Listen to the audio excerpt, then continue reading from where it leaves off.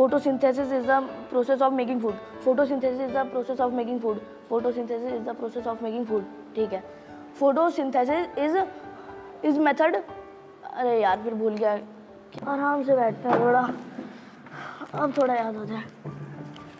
Photosynthesis is process of नहीं. हाँ, photosynthesis. अब याद करना है. Photosynthesis is the process of making food. Photosynthesis is the process of making food. ठीक है. Photosynthesis is the process of क्या था? अरे यार मुझसे याद नहीं हो रहा है. Photosynthesis the process of making food.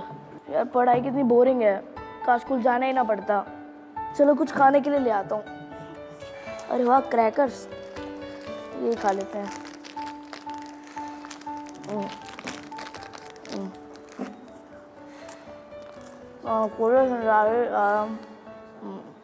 Photosynthesis is the process of making food. Photosynthesis is the process of. Hello. हाँ यार क्या कर रहा है? पढ़ रहा हूँ यार. एग्जाम की तैयारी कर रहा हूँ. अच्छा तो कितना हो गया? कुछ भी नहीं हुआ. इतना मुश्किल है. पता नहीं कहाँ से आ गए ये सारे क्वेश्चंस. वैसे तेरा कितना हुआ? मेरा तो सारा हो गया. बहुत ही इजी था. इनफैक्ट मैंने तो नेक्स्ट सब्जेक्ट की भी तैयारी कर ली. क्या इजी है? फिर मुझसे क्यों नहीं याद होता? मैं यहाँ पे यही अदिति जी आपसे पूछना यही चाहूँगी कि ये जो मेमोरी सिस्टम है, ये गुड मेमोरी, बैड मेमोरी, ये होता क्या है एक्चुअल में? या वाकई में ही किसी की मेमोरी अच्छी होती है और किसी की वीक होती है, या सिर्फ एक ये परसेप्शन है हम लोग का? ये बहुत अच्छा क्वेश्चन है, क्योंकि अधिकतर लोगों के दिमाग में ये चीज़ रहती है कि उसकी मेमोरी बहुत अच्छी है या मेरी मेमोरी अच्छी नहीं है.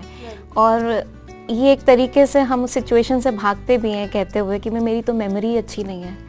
जबकि रिसर्च ये बताती है कि ऐसा कुछ नहीं होता. बैड मेमोरी या गुड मेमोरी की ऐसी कोई बात नहीं होती. It's like trained and untrained memory.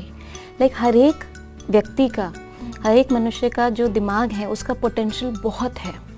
In fact मैं यहाँ बताना चाहूँगी कि हमारे दिमाग में लगभग 1 ट्रिलियन सेल्स होते हैं जिनको न्यूरॉन्स बोलते हैं.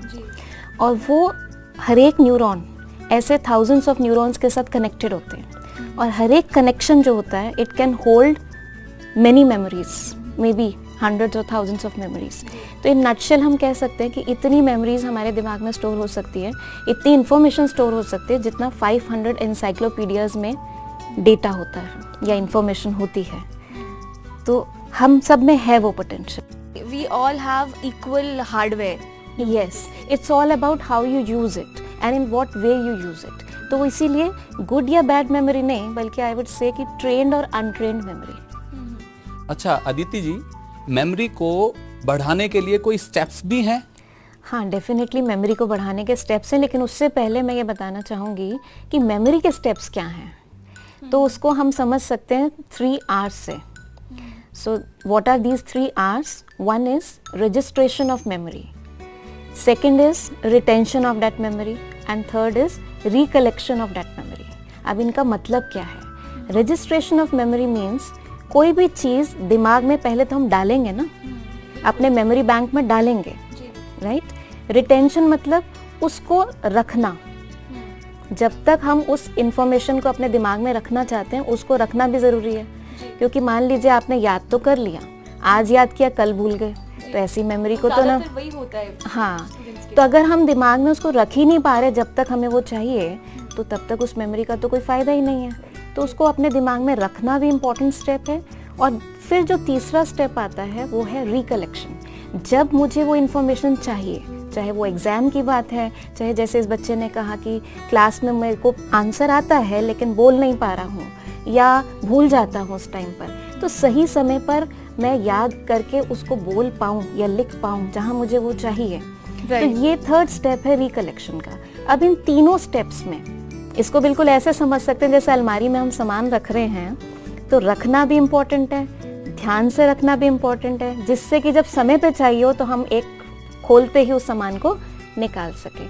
तीनों स्टेप्स में से अगर एक स्टेप में भी फ्लॉ होगा या ठीक से नहीं करेंगे हम ध्यान नहीं देंगे तो हम फिर कह देते हैं कि हमारी तो मेमोरी अच्छी नहीं है।